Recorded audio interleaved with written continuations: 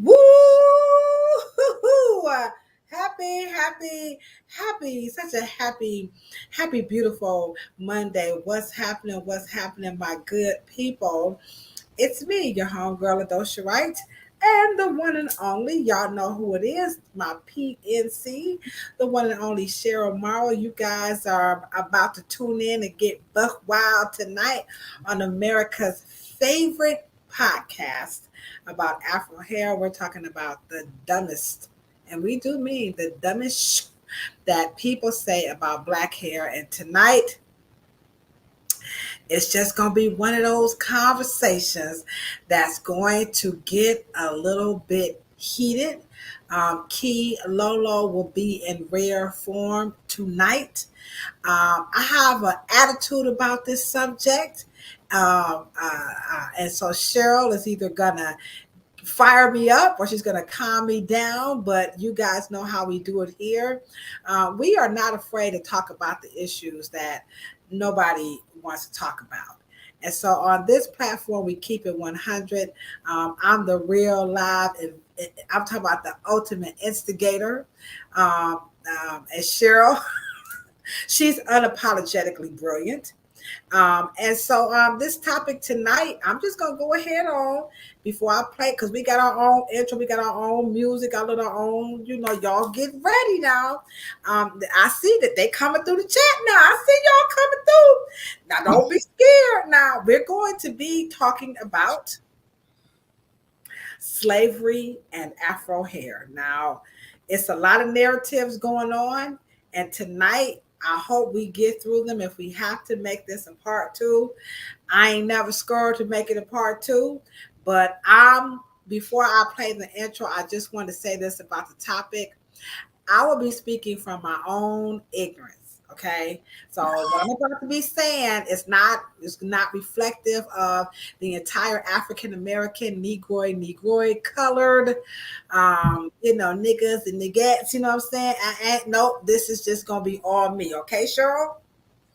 So I'm about to put our theme song as we wait for some more people to come to the chat. Hello, Miss Joyce Veronica Burton Harper. I have to get your full government. So welcome. This is going to be a very good discussion. I'm not going to be good. I'm going to be very, very pure and unadulterated. But this is the conversation we need to have. So welcome, guys, to our platform. We are very excited to have each and every one of you. But in the meantime, how about we start off with our theme song by Rachel Evans, which is all about sister. Will you let me please do your hair? I think I might ought to do it.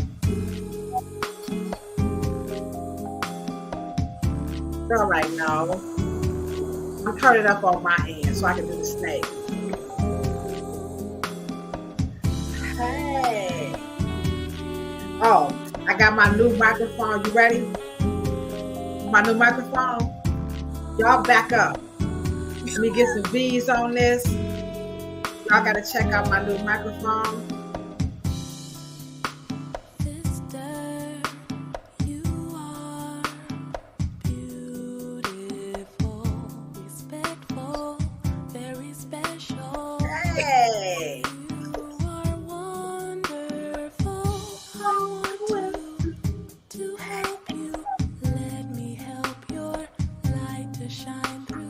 Let me help your light to shine.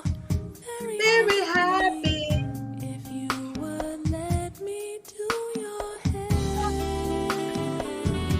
Hey, y'all get your mics out. Here we go. Come on. Let me do your hair. Hey, a little cruise music. If you guys are listening to us while you're driving home from work, just groove to the sound.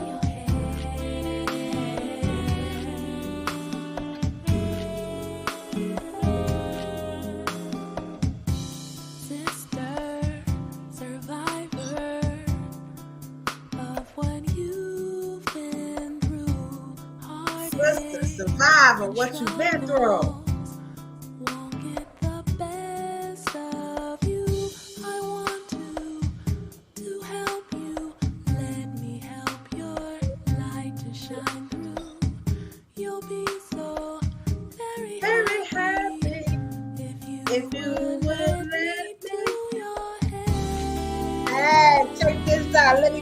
press them curls out. Come on, y'all. Let me get that hair pressed out. All right now. Hold on. Okay, it's looking pretty cute.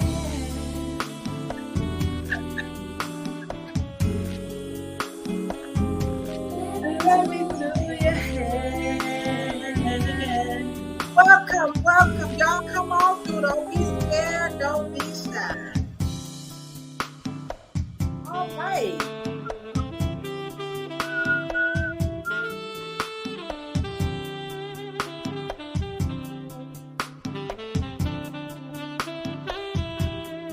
All right. Now, y'all ready to have this discussion? Because I am. Y'all ready? Here we go. 1, 2, 3. And we love you, we love you, we love you, Rachel Evans, for allowing us to play such a beautiful song. And again, that is our intro song, and it's by the one and only, the lovely Rachel Evans. You guys can Google her. I'm sure this music is available like on Apple Music and Spotify and all this cool stuff. Miss AG, you're relaxed already. My boss is in the chat. And you guys know when y'all see Lavina Joseph, y'all just drop them L's. So let me be the first to drop an L in the chat for my boss. She's always supportive and she's always making sure you best to be on that live and you best to be doing the right thing. So I'll be the first to drop that L, but we are ready to get into the topic. And this is a very this is a controversial topic. Because we have a lot of experts and we have a lot of opinions, and we also have some actual real life history when it comes to slavery and Afro hair, where we're not that far removed. It might seem like it's been a long time ago, but depending on how old you are and how many, older or elder relatives you have in your family, you will probably already know. If not, you might discover that you're just not that far removed from parents and great-grandparents, I'm sorry, grandparents, maybe parents, great-grandparents and great-great-great-grandparents who are descendants of the not too long ago slave trade. So this topic is going to be very intense. I haven't broken down like 3 subsections where we're just going to talk about exactly what happened, a little bit before slavery, with African hair. And then we're going to go exactly into what happened during. All right. And then we're going to go to post. So now we're out of it. And some of where we're at today. So it's a little content heavy. Drop your questions in the chat. I do have some clips to help generate the discussion, but I can't think of a better clip to get this discussion started. Right now, we see already this, Cheryl. Natural hair girlies, it might be time to let go of the curl pattern chart. Yeah. I also seen a video where I think her name is Natural 85 or something. Natural 85. She has a whole video of all the natural hair things we don't do anymore. Oh, now, okay. So, well, you shouldn't have been doing them in the first place, but no wonder you don't do this. That was a quick, we don't do them anymore. When it less than years. We tried to tell y'all, but y'all didn't want to listen. So here we are. And this is why this conversation is really important, because we have a lot of narratives about our hair, before during slavery. So, but before we get into what happened during slavery, what can you share with everybody about Afro hair before? Because there seems to be a reset button that happened on Afro hair during the slave trade or after the slave trade. I'm not quite sure when the button was reset.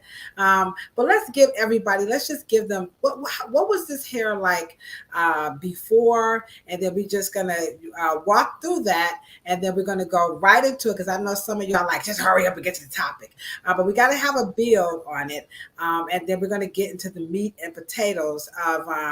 I know what you guys want to know about the whole maps, cornrow braids being used as maps.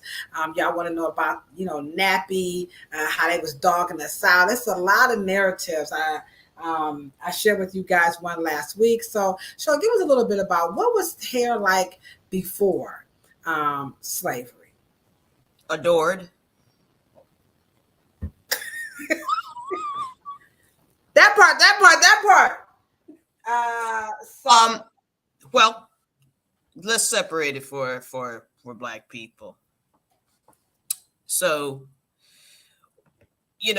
first of all, there's actually no such thing as African hair, because of course Africa is 54 different countries, and then inside those different countries you have different ethnic groups, and unfortunately, we can go to the African countries probably where most slaves were taken from, usually West and Central. But Ghana is inside. I think Ghana is considered West Africa. Mm-hmm. But I think that when you have a certain particular type and is those types of those Africans in from Ghana, Sierra Leone, Senegal, Ivory Coast may have the Gambia may have some phenol features that are similar, but because European has one psychological weakness. They see color and they see the most dominant hair as the single most differentiation, as the standard. Like they have the standard for white in terms of like all white people have straight hair and they don't. Right. So whiteness is whiteness, straight hair. That's the whole look of a European, and that's not the whole look of a European. So they do the same thing to Africa. But prior to colonialism, there are so many different textures in a longer period of where Europe adored African features and African textures. Most of the Greek and Roman empires, even the Ottoman Empire, Persia, and they had a love affair with African features, and those were deemed the highest zenith of hygiene and quality and care and beauty. So would you say that before the invention, or no, well, maybe not the invention of race, but before That's a fair statement. Okay, all right. So before the invention of race, and so we're talking about, guys, we got to take you guys through a timeline, because I think one of the biggest misconceptions, like Cheryl is saying, is that race has a lot to do with hair. What do we know about the only two that I know of are those two idiot taxonomists? Well, people told me to stop saying that. But I ain't. But if if you know this better than me, then I'm not afraid to be corrected. So just chin check me, and I won't have a problem. But these two idiots, Carlos von Linnaeus and Johann Blumenbach. So these are the two taxonomists who were charged with the task to classify humans. What was that all about? Like why were they asked to classify? Because now we believe it, but why did they want to classify humans in the first place? Well, the key to the answer is, when did they do it? I They think my notes here says Yep, 1792. Now, I don't know what was happening in that's 17. 16. So that's 16th century. Okay. Okay. All right. Did they do it prior to that? I don't see. No, no, they didn't. Okay. Not, So not, not, not in my little notes. Now, I'm what not a what what historian. We want you guys to get involved with this. So, in the chat, if you're watching this posted live, help me out. But no, well, I guess it was a little bit of work up until 1792, so they had to have been working on it. Well, you have to remember it had a purpose, and that's one of the things that I try to get Black people to understand about Afrophobia and all of the other psychological social illnesses that are a part of the racist paradigm. Is that when people do it, so it didn't make sense to do it when you were in love, when you were copying, you were being educated in Europe, in Africa, and out of, because you have those two wonderful movements when Europeans were educated inside of the continent. That's the only reason why how they learned. Now, the natural progression in terms of colonialism, when you actually were in the middle of the second slave trade, because Africans were dealing with Arabs, um, and Turks and all of that stuff prior to that. But you're talking about the Portuguese, Dutch, English, and you're talking about the slave trade that was sanctioned by the Pope. Anyway, So are you saying that the classification? Somebody says, yeah, I'm with you. She says, was the classification part of the eugenics movement? But sure, it sounds like you're saying that they created race for slavery purposes. well, you have to, for political purposes, because here we go. And I remember you when you read memoirs of people who sailed and were part of the colonial period,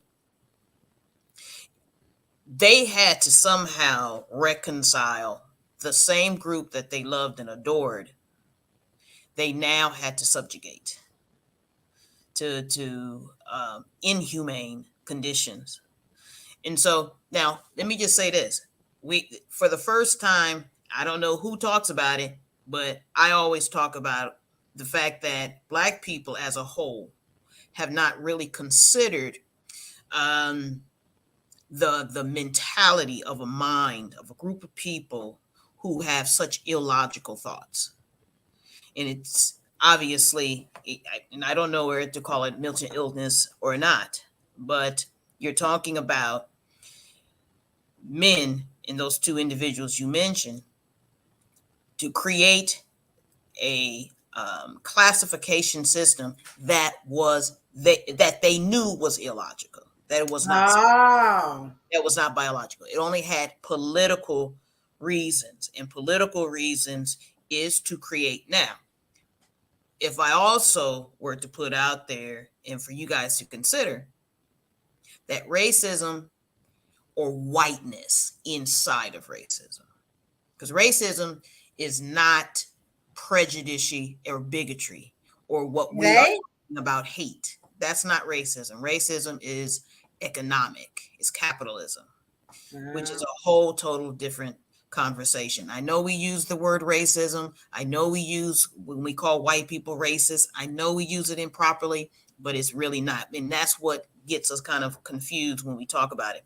But let me just say this. When you're talking about classification of how they created, they gave you, race is only one thing to Black people, and that is creating a newfound identity and a place that only you are to go and you stay there. Hmm. That's what it was for. Now, But but that was inside of the colonial era or mindset. right now, Okay. but what is backing the European efforts is survival. their pursuit of what me and you as black people talk about white supremacy was not on their mind.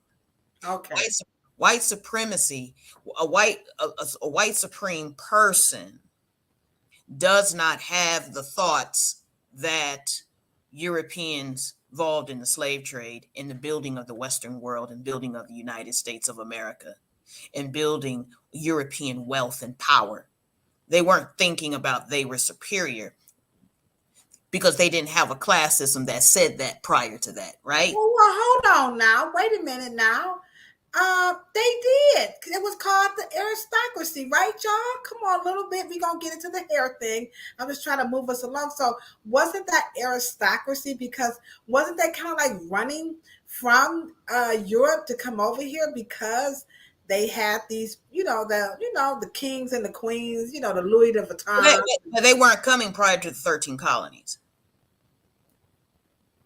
They weren't coming they weren't coming to and to live with Indians and to live with the black folks and dark skinned people that was here already. Okay.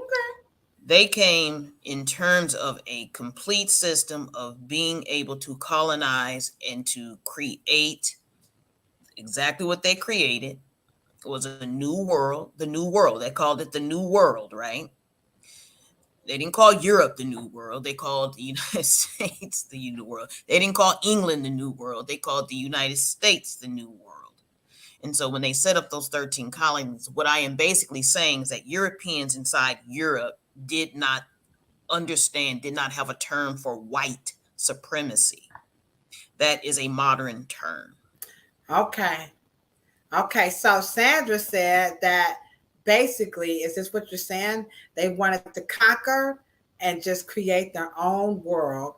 And in that infrastructure, they charged these two guys, Carlos von Linnaeus and Johann Blumenbach, to create race for this new world. Right, but just like you have tribalism inside of Africa, you have tribalism inside of white of Europe of Europeans too now. And British didn't really, they really don't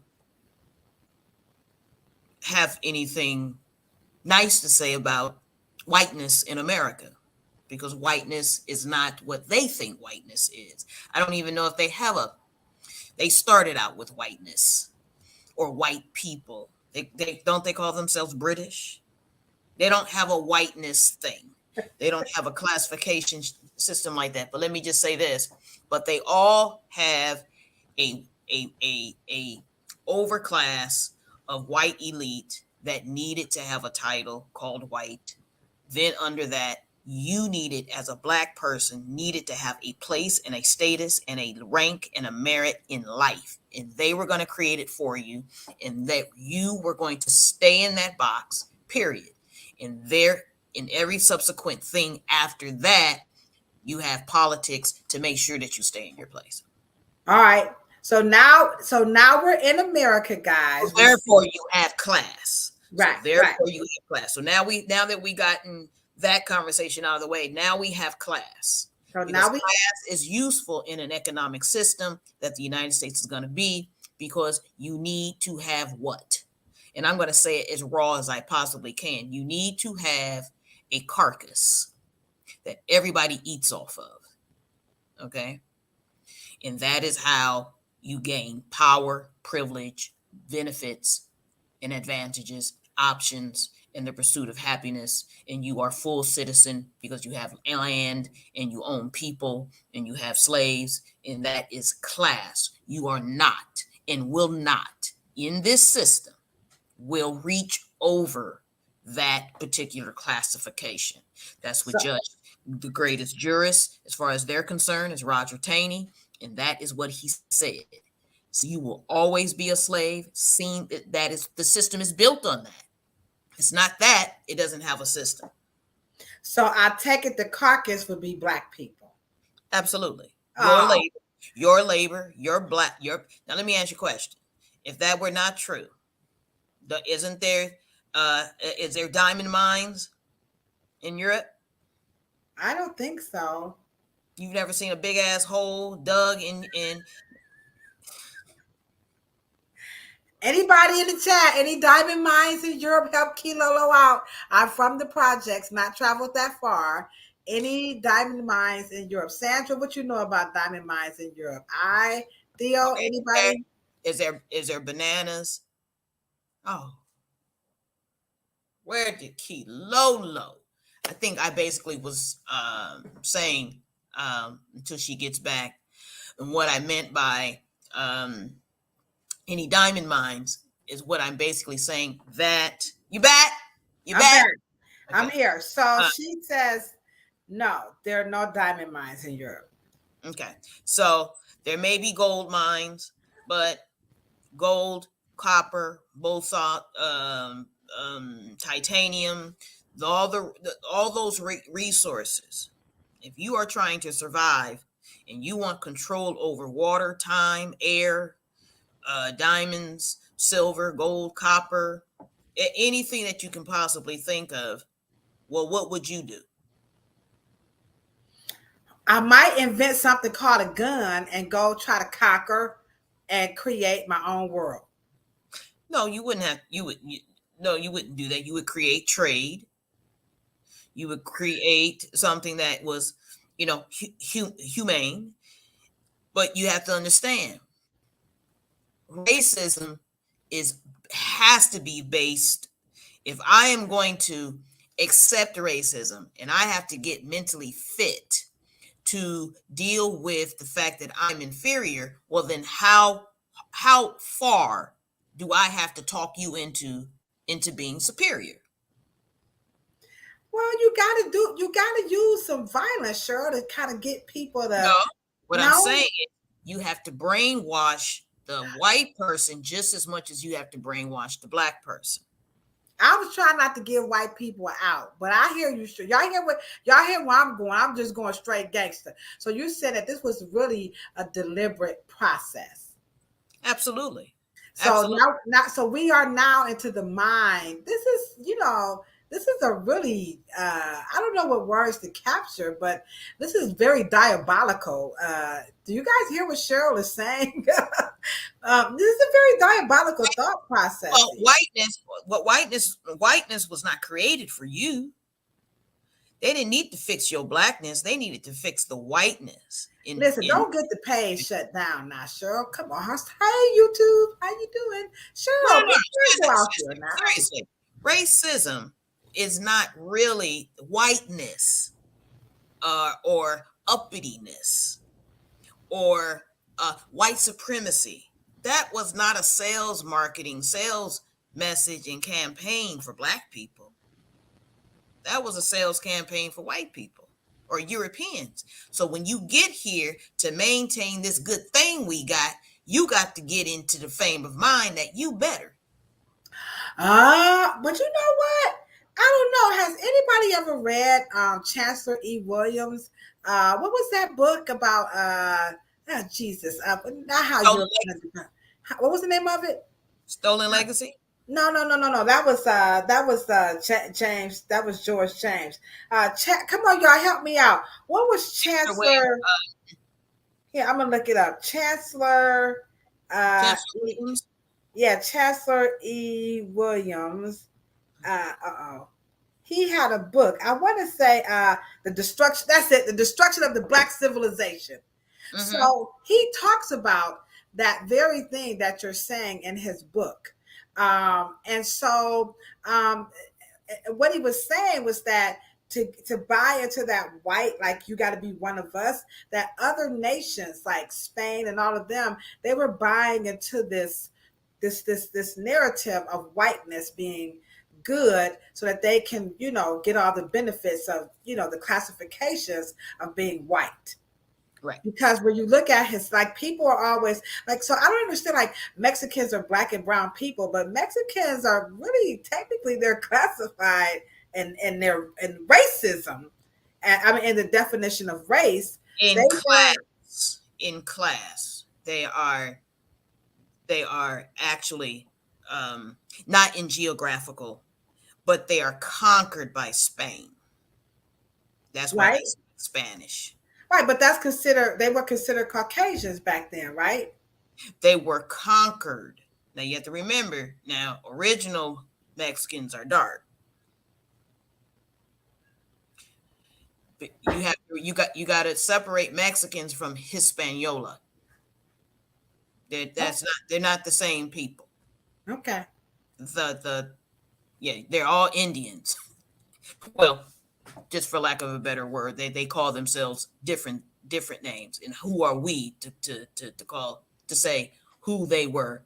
And that's the whole point of who were they before they met Europe.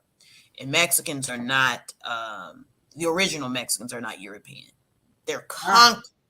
They were conquered by Europe. Okay, Sandra, you were sure. That's why you have the conquistadors. Oh, okay. They had their own colonial issues. Okay. All right, Sandra, you were sure with y'all smart asses. Okay. So now I'm getting it cleared up. So a lot of this stuff that we are now remember, guys, this is now, but I want you to remember now, you had 1,000, maybe 800 to 1,000 years of being in love. So you got to undo those 800 years. Then you got to create whiteness. So you never had whiteness prior to that. Right. So now you need to have a group of militia to get into white people's asses for liking blackness. So that's when you have nigger lover, blah, blah, blah, blah, blah, blah, blah, blah, blah. You have to stay on their neck because you're white. You can't be acting like that. You have to. So that's why you have. And it's unfortunately that we see the ones who have that Southern whiteness appeal to them. Now they're lower class and people who are liberal and saying, hey, that's old fashioned. We used to do that. We don't do that no more. It's out of vote. Now they're the high echelon. Right. Now, let me just say this. Now, I see in the chat, a lot of people are very familiar with what you're saying. I see you, Miss Foster. And this is why we need to have these discussions. Hopefully, I'm the only person on the planet that is this enormously ignorant, okay? But if not, hey guys, Charlotte and I, again, we're not afraid to go ahead on and hit the problem head on, by bringing out the truth instead of song on this platform. Because as you can see, I'm not even aware that the whole, like she said, the Mexicans were like the original Indians. I'm like, holy shit, like I never knew this narrative. So this whole creation and classifying of humans is really not a good thing. Okay. Yeah. Because only a sick mind could think of ways to make themselves superior. Or the mental psychosis and neurosis of wanting to even be superior. Black people or dark-skinned people and the old ancient peoples of the world, the original people of the world, have to ask themselves, we got to pull our little cousins out of that Europe and find out psychologically what's going on with them. Because none of the world has ever questioned Europeans, what is going on with you psychologically and mentally and emotionally? Because that is not the page shut down. I mean, well, let me ask you a question. Is race about hair? I know, but what I'm saying is we're giving them a background. But what I'm basically saying is to their own. Jane Elliott is a white woman. She did the blue-eyed, brown-eyed test. That's her point. It was illogical in the first place. Anybody in the chat bold enough? Now, I'm not going to say I am as Kilolo as I am. I don't know that I would feel comfortable. I don't know that I even have the courage to even question. I don't know which white person I would question. I don't know. Like, how do you even begin to have that conversation? They know it's illogical. They know that there is that race is socio-political. It is not genetic. It is not biological. It is not scientific. It makes no sense. They get it.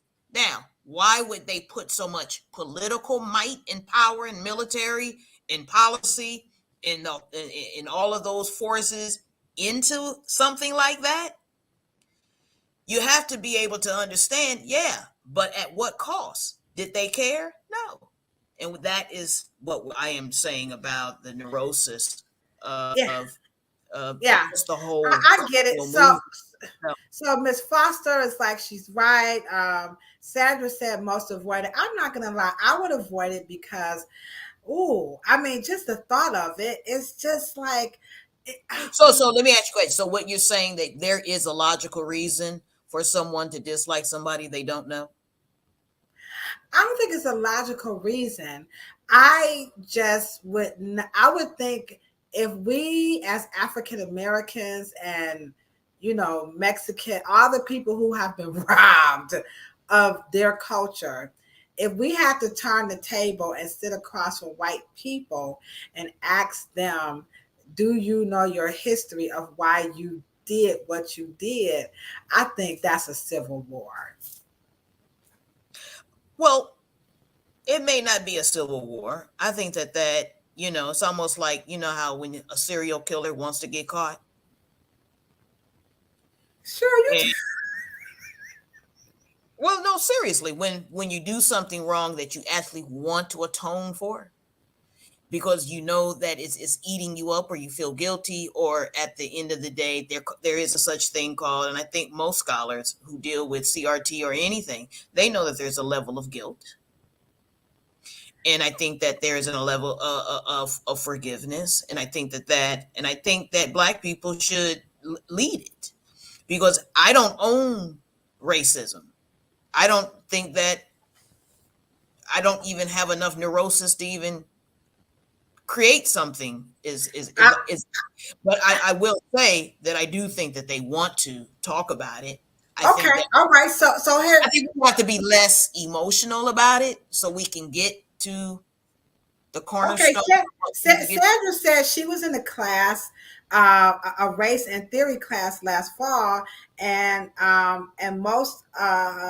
most of them, they tread on that subject lightly. So maybe they are now. If it happens, please remember it happened here first on the dumbest shit that people say about black hair. And Ladosha Kilolo chicken ass was too afraid. I hear behind Cheryl like, Cheryl, And, and wait a minute, I think it's healthy. you I, I said, think I think it's healthy. I think it's time for us to get past it and know that Black people do not think and feel and believe that all people who have had the privilege to classify and identify as white, they don't that they have some psychological problem. I think it's basically baited in, maybe about 60% of it's based in survival yeah. and And not I, and wanting I, to and die, I, not wanting to. Sandra, before, because this is the perfect segue, did you feel comfortable in that class? Because you said most tread on the subject lightly. I just want to know, maybe by a thumbs up or a thumbs down, did you feel comfortable, going into that discussion, or maybe pushing the needle on a discussion where you're actually questioning, those. Now when I say white America, I don't mean all the white America, but in that class, white America, on as Cheryl is calling it, their neurosis, why, or about the whole creation of race, because some white people are, like you said, they feel guilty, like we didn't ask for this privilege. We were just kind of born into it, and so we're suffering for something that, or I don't know if suffering, that's not a good word, because it's hard for me to have this conversation, as you can see. But the reason why I'm saying that, because the narrative around hair is that white people are the people who started bashing us about our hair. And so you're saying that that language of bashing us about our hair is not necessarily the case. So let me show a clip of this. What Cheryl said. Notice I'm getting a little chicken shit. Now I ain't key little. I didn't know this conversation was going to go there, and this is why you have to be a little bit more educated than I. But here's what Cheryl had to say, because if you think about what Cheryl just said, first of all, Africans were always proud of hair. We didn't have no issues with the whole hair thing. But when they began to create the new world, you had this neurosis that clearly, she says she doesn't know if it's a mental health thing or not, but something is very wrong with the people who wants to classify people and make themselves number one, better, so to the point that Black people believe that in that narrative, they started calling us nappy headed hoes. So let's hear what Cheryl had to say about the word nappy. On top of that, inside the braids, sometimes gold or seeds were hidden to ensure they would survive. No, Black woman once. Ain't no white folks. Here we go. Ain't no white folks saw you on no boat, got you off no boat, and said the word nappy. So where did it come from? That was not. Well, my point is that you have to understand it was difficult to comb in that time period. You did not come with a toiletry bag. You did not come here with the word that you use, Kofi. You didn't come in here with proxy. You didn't come here with agency. You didn't come here with a spa. You didn't come here with no vacation time to luxuriate and take care of yourself. It was. So you're talking about a people under neurological stress.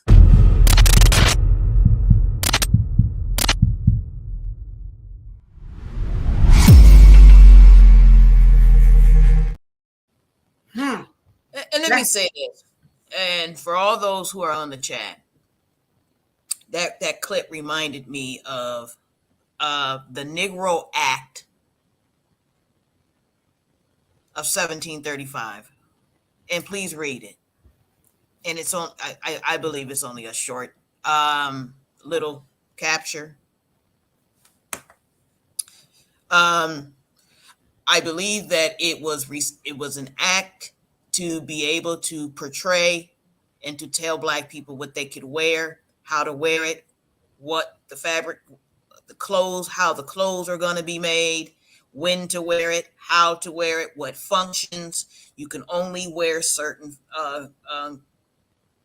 LaDosha, remind me.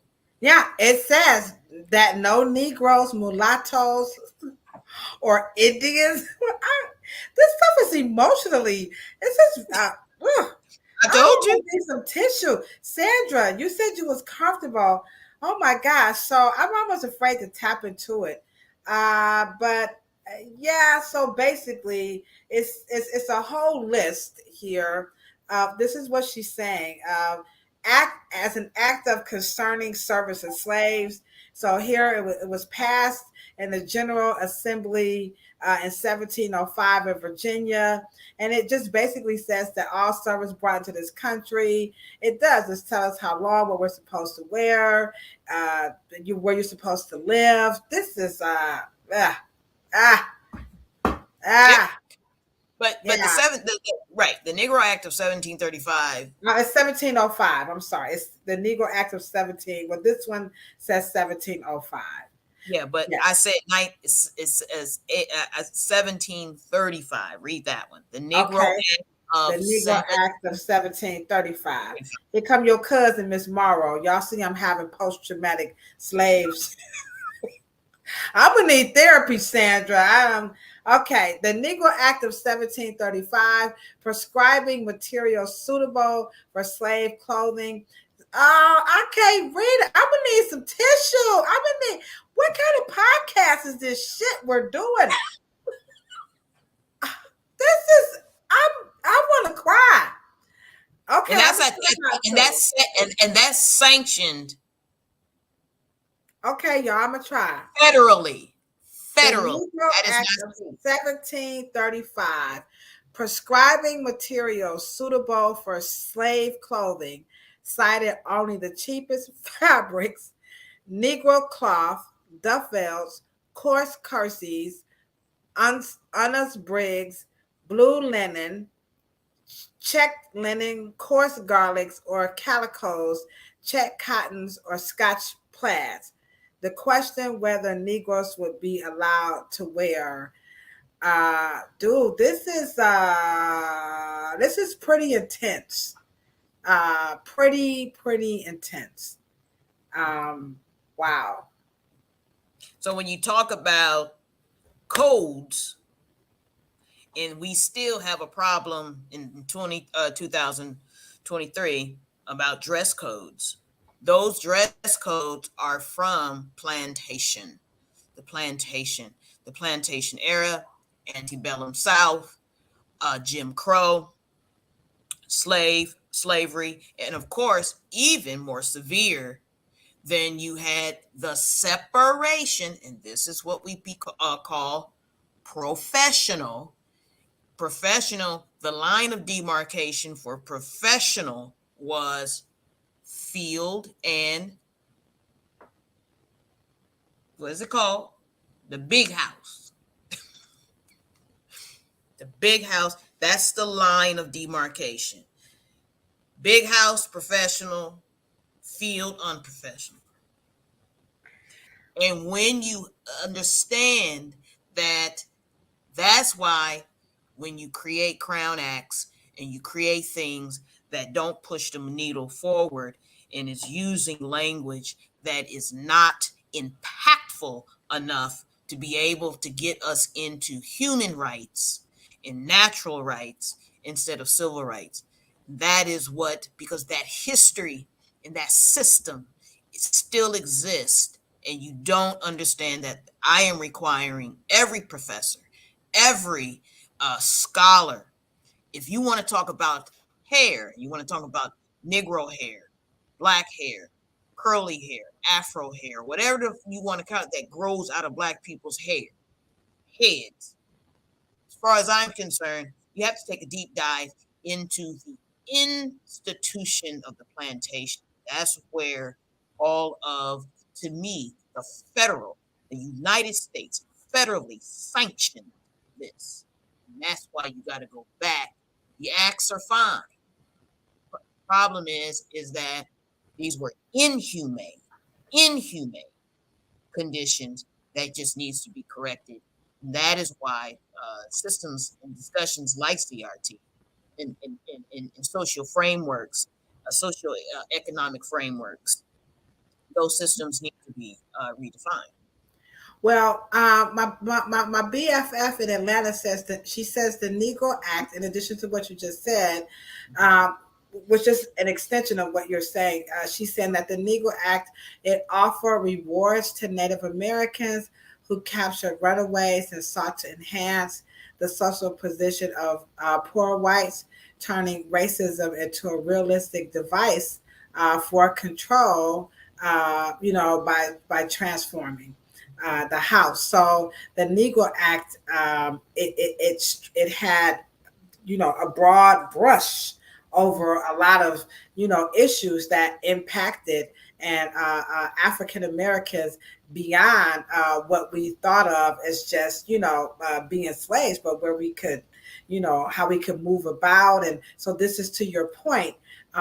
Why in modern day times, the Crown Act is not really hitting the nail on the head, because it's kind of removing us from humans as humans to civil, because in the formation of this new nation, it is clear and evident that when you reached out to Carlos Von Linnaeus and Johann Blumenbach, you were deliberately saying we want to put ourselves in a position by getting these new ethnicities to buy into this new term white.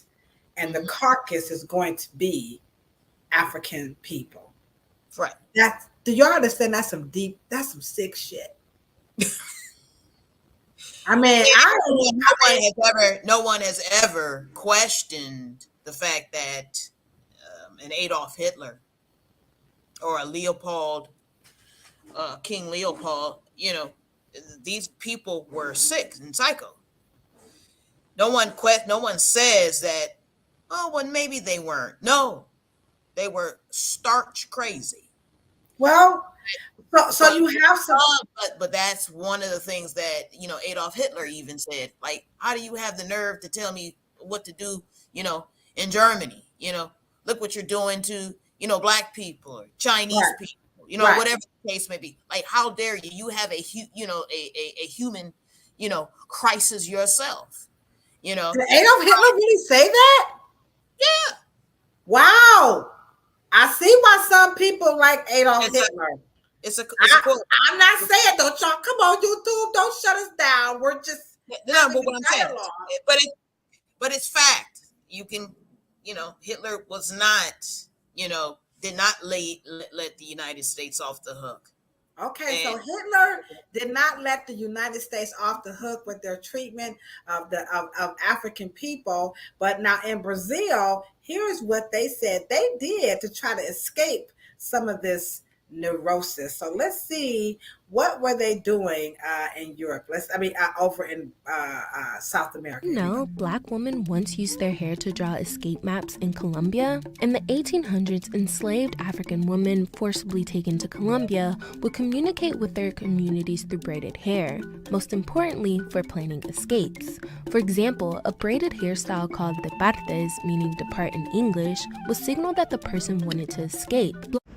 So here is another narrative that rarely gets talked about, but tonight it will. See you in the chat.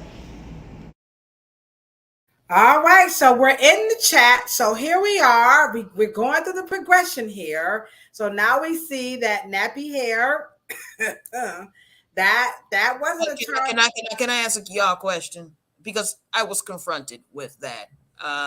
The slave routes, the escape routes. How many people in the chat are familiar with the braiding of the hair as slave routes? Now, while I'm waiting for a response, I will tell you that I have been asked on several occasions to speak on this topic of hair, cornrow braids. Now, this is a South American oral story, an oral narrative about slavery in South America.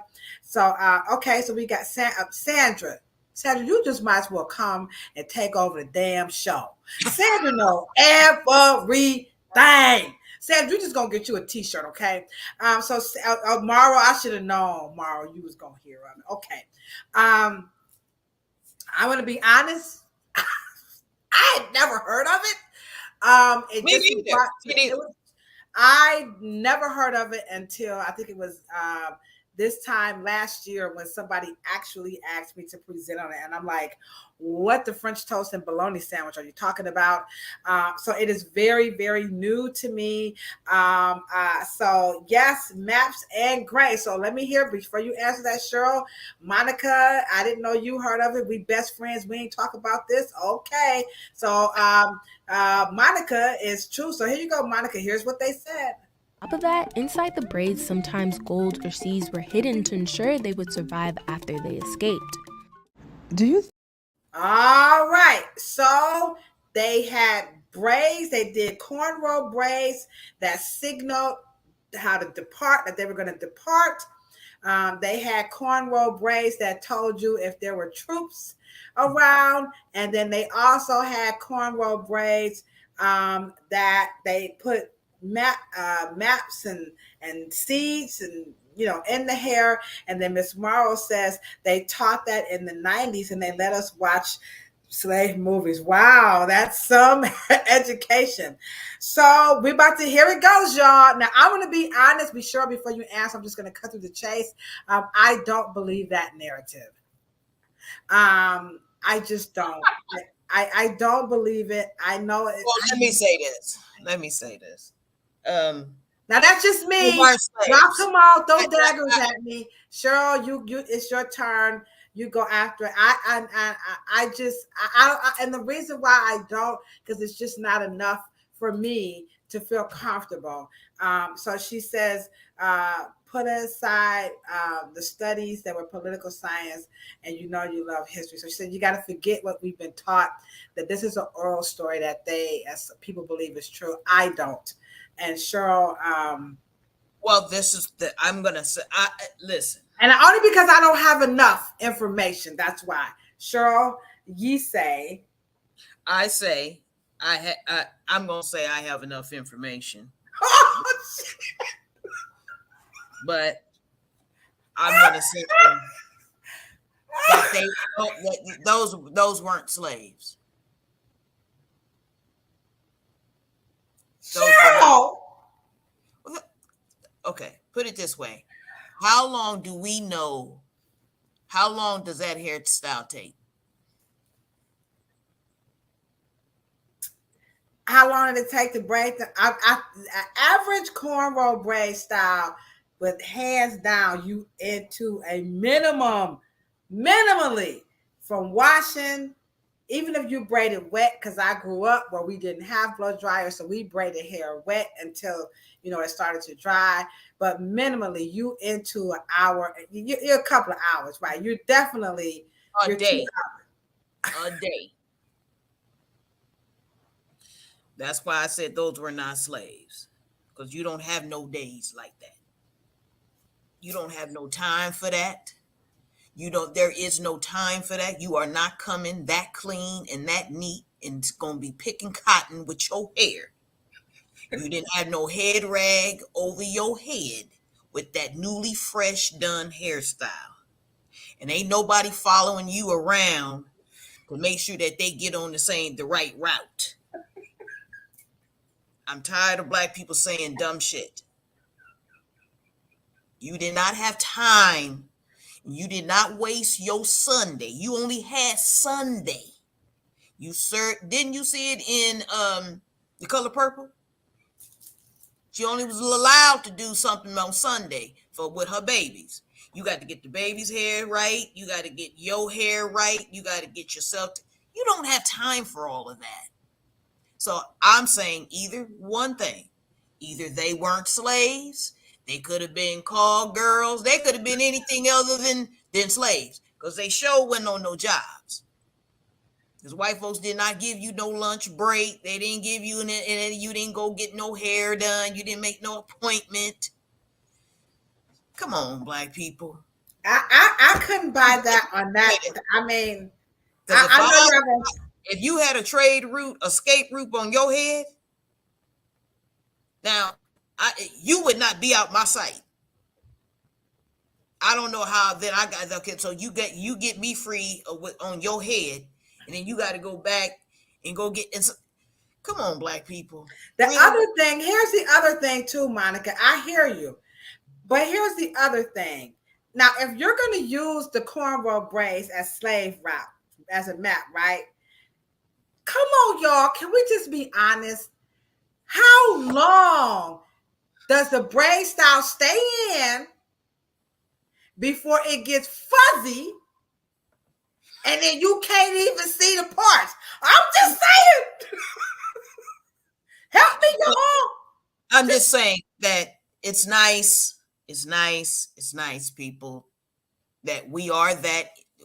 Our hairstyles become that elaborate. Now, to have seeds in it to plant, you got to have land. You gonna have seeds in your hair, and what you gonna do? You plant it in Mr. Charlie's garden or something? I mean, when we just say the most incredible. Now, I don't know. I've never been black in Brazil or in Latin America, but I know the Portuguese and the Danish was some son of a bitches. We only had, we had the British to deal with. British was son of a bitches too. But what I'm saying to you is I don't know what being under Portuguese or Spanish or Spaniard or Dutch rule, what that was like, with probably what was in West Indies and in South America. But I do know that the British didn't play that. You was not braiding no hair and having no grooming hours. I mean, especially when y'all talking about, remember, they also have that whole Rasta, that they was, fighting off. That's what the whole dreads, you have that era where they were not, the Maroons and all of them. They didn't have I mean, I don't know all of that. Like you said, I'm not from that part. But when you look at, I just, I just can't see that feasibly actually working out for those three reasons. Number one, I can't see how you would have the time to braid that hairstyle, given you're on the plantation and you, no, that's one. Two, That's what I'm saying. They may not have been slaves. They may right. have been from somebody else. Yeah, they could have been somebody else, but and chattel slavery was a little bit, I guess, different. I don't know that, but I just have some concerns about it, just on those three things. Number one, how would you make time to do it? Number two, how was you going to be able to, with the Or why is it even important? Why is that important enough? because they're saying that this is a way that we became free, and then like I said, they as in South America became free, and then like I said, the other one is that hair is going to grow out, and so you're not going to be able to use. There's a class system in every country in South America, and the darkest skinned people are still under the class system. They still are underclassmen. So we said that to say what is what I guess what I'm getting at. Yeah, I think that they're saying that they are now free in South America. I don't know if they're pointing out, the classism that's taking place over there. So I hear what you're saying. They're free, but to what point? Like, where are they in the whole bigger scheme of things?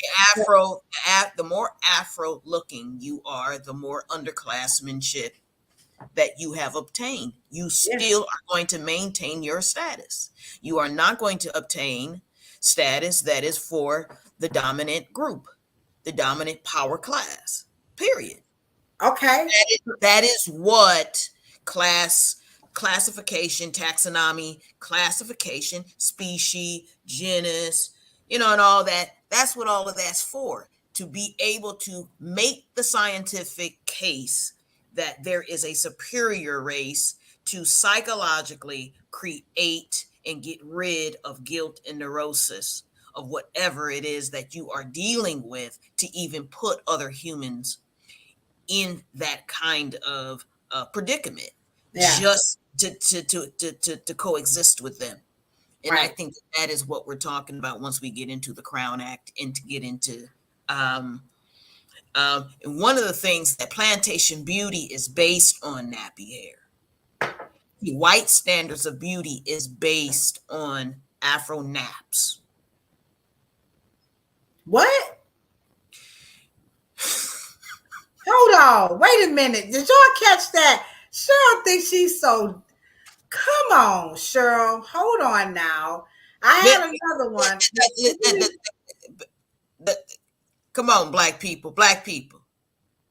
Y'all understand that European standards of beauty, okay, is tightly coiled, coiffed, croquenole, marceled, tight, curly hair. Sandra, I had enough of you tonight. You go sit in the corner. I mean, it's right before you guys. I mean, Europe has always had and defined themselves with wavy, thick S pattern. Didn't they call it mane? It's a mane. Mane is not straight down, flat, stringy hair, thin hair. A mane is bold, waves, thick, full, wavy, curly. So Monica and Sandra, y'all could go sit in the corner because Monica are like, amen. What? Okay. All right. So y'all know, this is why we need, again, this is America's favorite podcast about Afro textured hair. You're not going to hear this. You're not going to hear this anywhere because I've not heard that. I've not. I mean, I do see it now that she done said it. You're right. That's right. Okay. Getting time. I've heard it, but I see it, but I've never heard somebody put it together and associating it with Afro hair. So can you tell us? Because now this ain't the narrative about slave hair that I was expecting to have tonight. Y'all do know this, right? I was ready to talk about. Hold on, wait a minute. Here's my clips. Hold on, Monica, you and Sandra with y'all smart butts. Here's my clips. Here we go.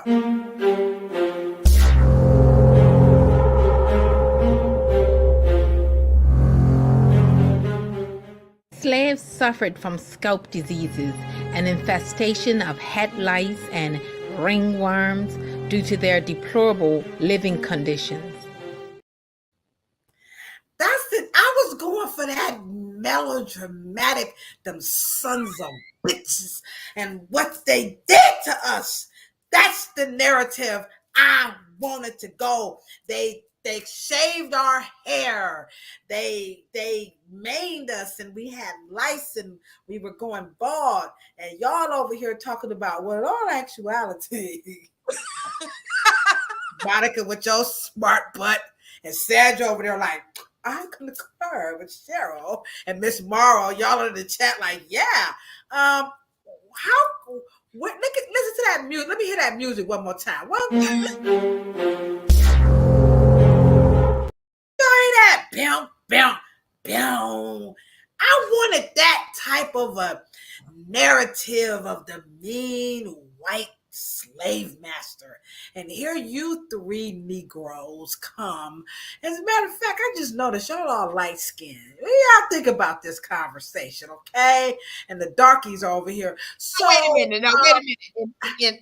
In my defense, and Miss Monica and Miss Sandra, didn't you just say we was over here dealing with the psychological of the, of the vicissitudes, pontificating on the psychological and the neurosis. You talk about don't get a shit up on YouTube, and then now you want to get into the dramatics. Because you see how she changed up on you guys?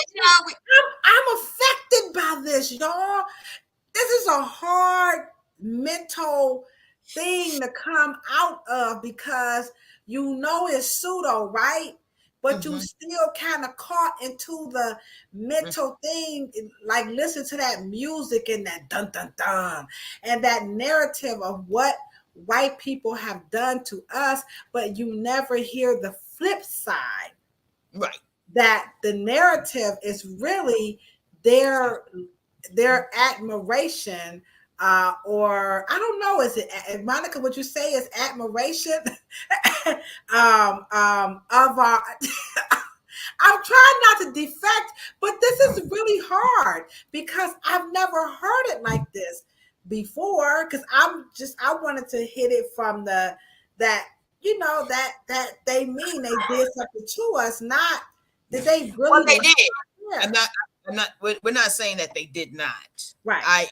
I am really making sure that we understand that we were under the most neurotic, psychological, imbalanced sectors of European people. And I do realize that probably those sectors of people ended up in the ones in charge of the colonies. What I am saying is that their mother countries, Poland, English, Belgium, Italy, Britain, Portugal, Spain, all of France, all of those particular countries did have roots in years of adorning, maybe secretly, vicariously wanting to be Black or African because of the years of adorning them. Well, Miss Morrow and them says they understand what you're saying. I don't know why I'm sorry, I'm not trying to defect, but I'm really struggling with how are y'all seeing it like this? And I don't think, and like you said, we're not saying that things did not happen, but I just never heard it this way before, Cheryl. I mean, really, I haven't. And so you're saying that a portion of them really did like what they saw in Afro hair now. Well, yeah, you have factions of Europeans that do not accept and have not ever accepted what what European power systems, because you have to understand they have those types of groups of people have separated themselves too from there's a white elite, and then there's a white poor white trash, and then there's white middle class. That they are not the same people. They don't believe the same.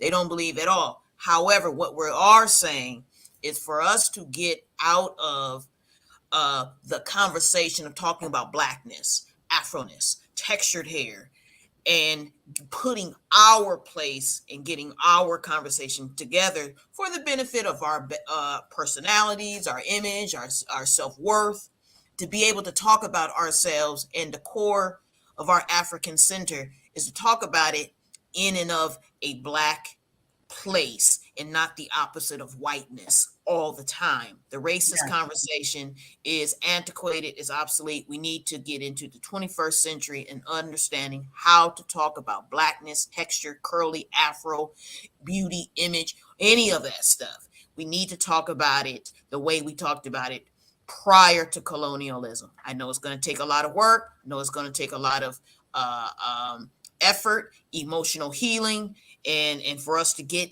together. We cannot have power and persecution and a sense of a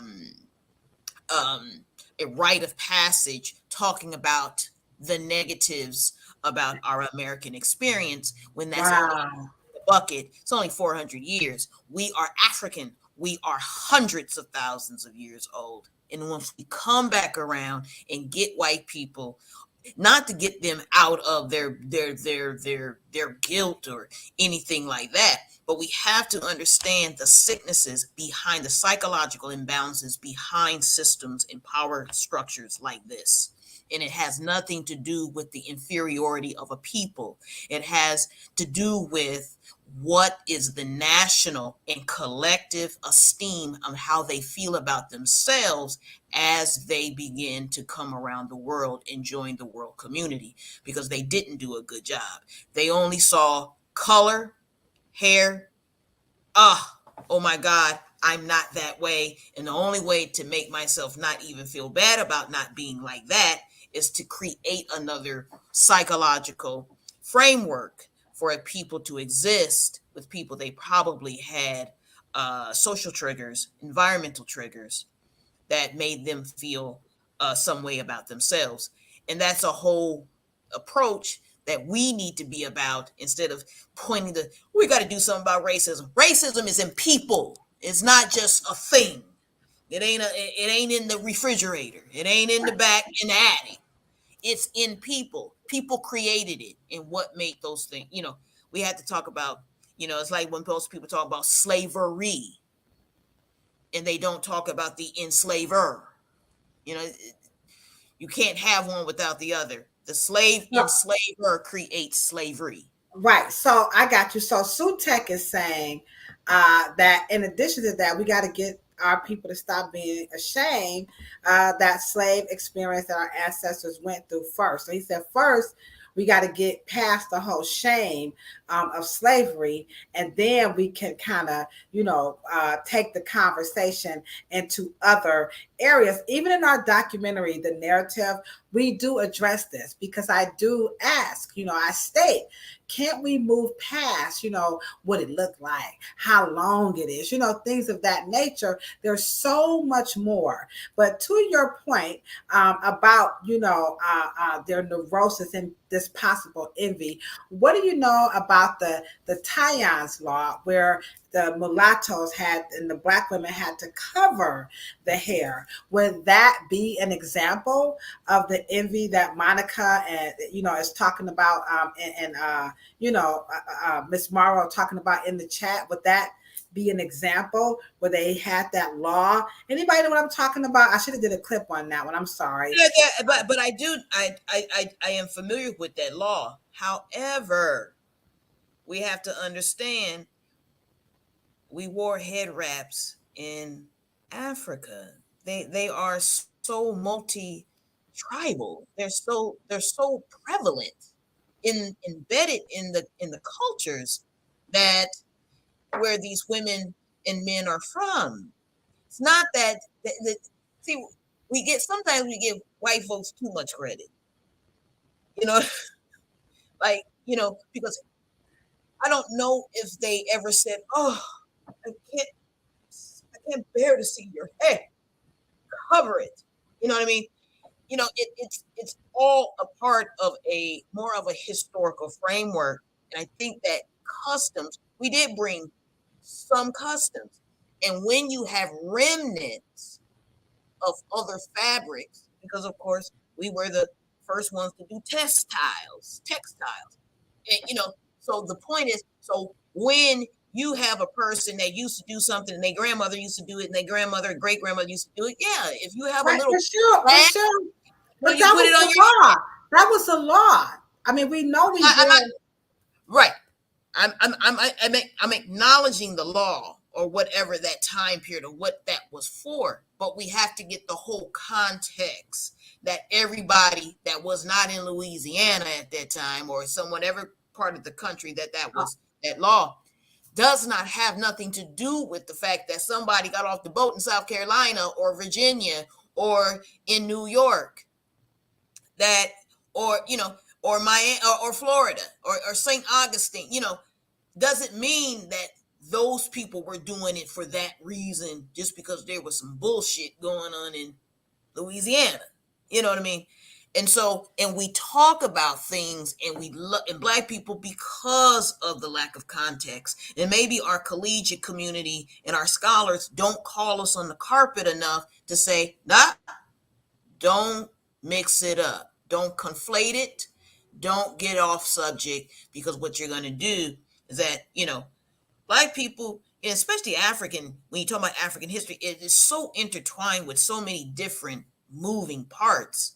You have to keep it in context so you know what you're talking about when you're talking about it. Right, because you hear today in the Mhm. natural hair movement, to your point, you know, when we don't know the context, because now here you're saying that we had a history of beautification, of loving ourselves and adorning ourselves.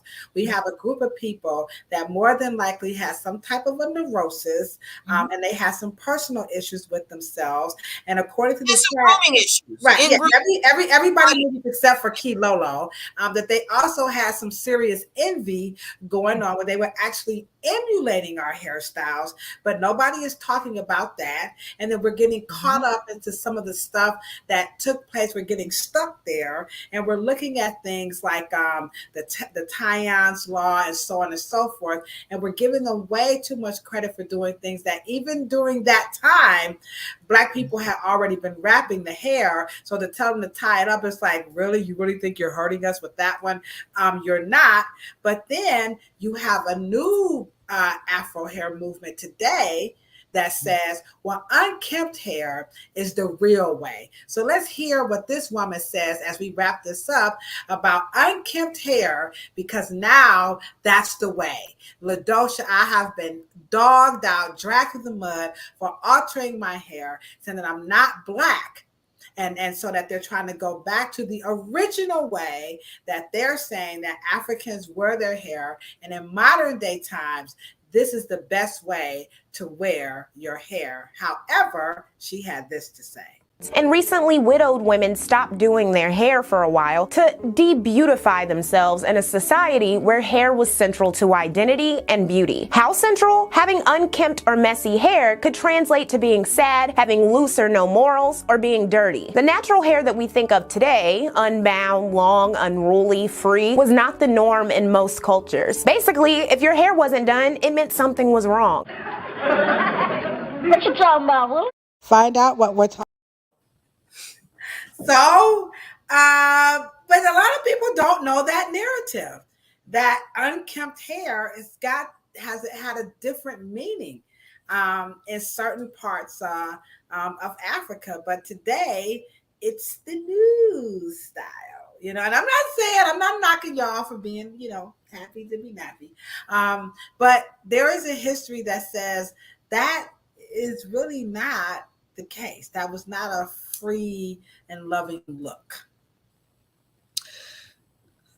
Well, I don't think continental Blacks Black people are ready to have a conversation about their Black American experience, their multi generational Black American experience, um, outside of the fiery conversation of racism. And if my people are not okay with that, I mean, I guess I'm fine with that, but and they got plenty to be pissed off about. Right.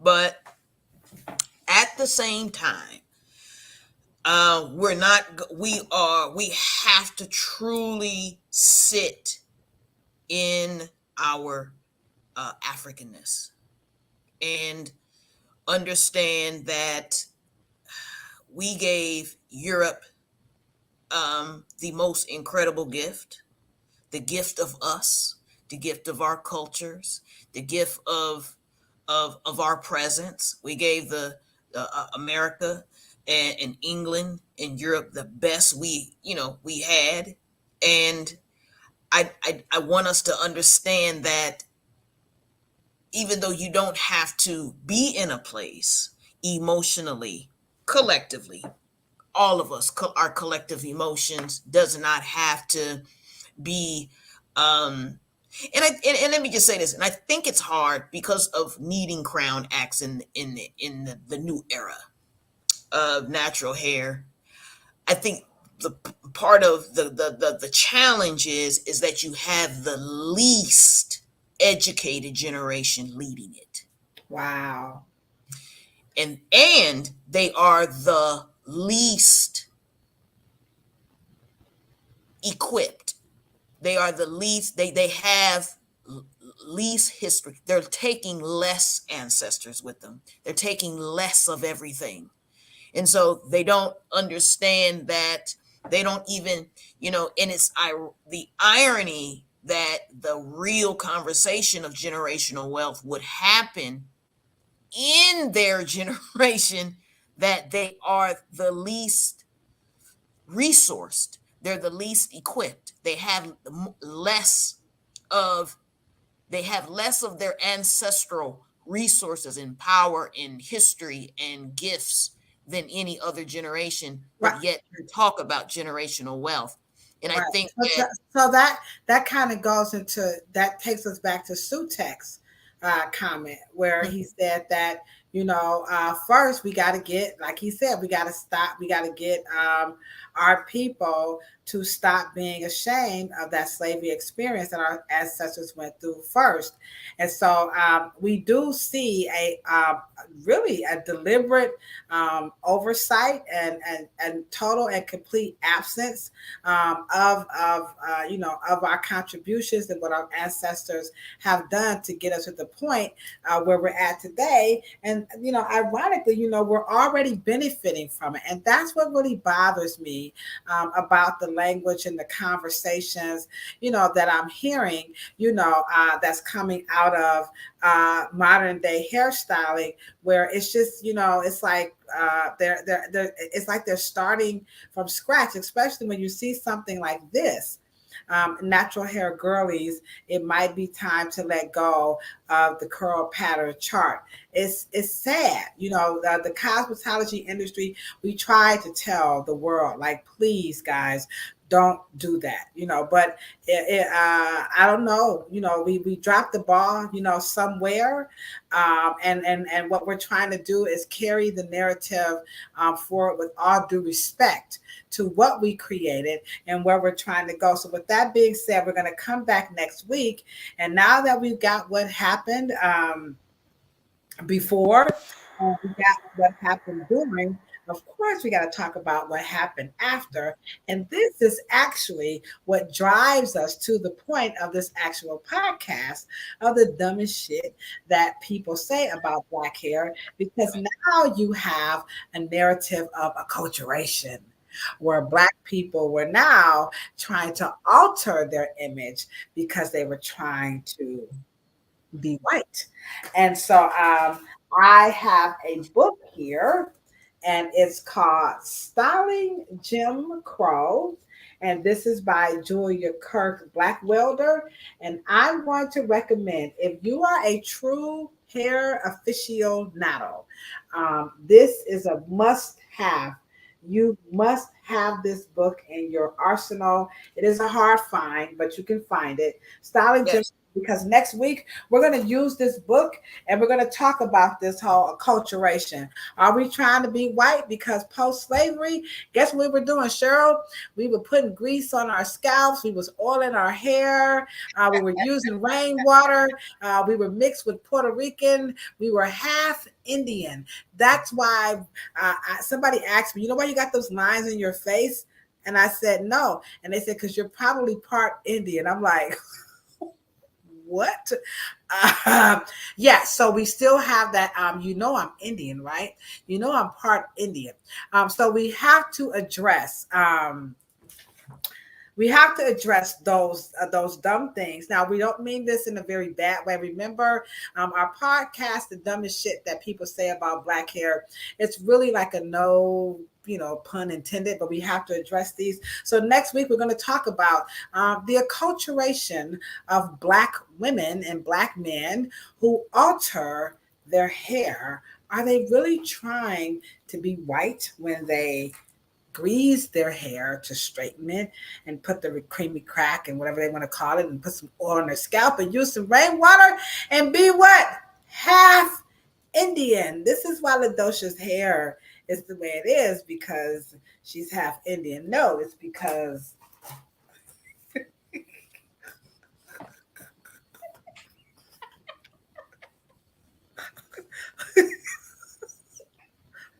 I do not have good hair. I was trying to go. Okay. Yeah. Okay, come on, Miss Morrow. You know, you know what I'm talking about. She know exactly what. A lot of Americans do have a lot of mixing though, but that's their explanation for the hair is because we're mixed. People ask me all the time, "Are you mixed with something?" I am. What? And one of the things that, and this will be my closing argument. Let me just say this, so you can go on and close it out, Kilo Low. But if you're mixed here, right, and that's fine, but just think about how fabulous the African part of your beingness, when we already tell you that every phenotype, every phenotype, every texture, every skin color, everything has already come out of the continent prior to any mixing. And that is what we need to really discuss. But back to the young man's issue, what he said, we don't have to waste our time really understanding that we don't want to be ashamed and embarrassed about enduring the most psychosomatic, neurotic roommate that we've ever had on the planet, of being and living close in proximity to Europeans and being ashamed that we endured such atrocities. But we should be proud enough to be able to turn this thing around and be able to at least educate our children and educate our grandchildren to what we were trying to do and attempting to do, and we did. But if we are not going to let each other off the hook and not be so insensitive and uncompassionate towards each other, regardless of what we decided to wear, is that we were trying to get through this nightmare together. Yeah. And we made it. And so that is the basis of the Afro Hair Summit. That will be the basis of the town hall and the Afro spirituality. Hopefully we'll get down to some business on Monday, July 17th. But those free workshops are for us to engage and try to get and leave as a consensus and a collective body on a simple truth. Yeah. So there you have it. It is official. The AfroHairScience.com website is up. It is alive and kicking. And in case you guys are wondering exactly what is the Afro Hair Summit all about, I do have a little clip here. Let me see if I can go through it because now I got a whole lot of clips now. I done accumulated us a collection of clips. Yeah, I done did that thing. Hold on, let me see. Where is it? I hope I put it in.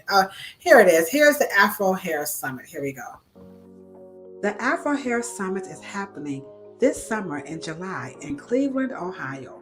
Whatever you think you know will be turned on its head, so be prepared. Especially when you teach Afro cosmetology, you have to teach it from a historic, a genetic, and an anthropologic perspective.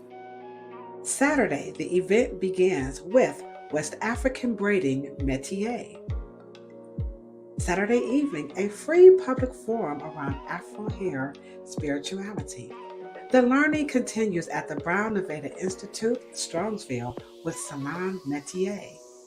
That afternoon, a free community town hall public forum around Afro hair. Monday concludes with a professional development in Afro cosmetology. The time is now. Save the dates. Be a part of this.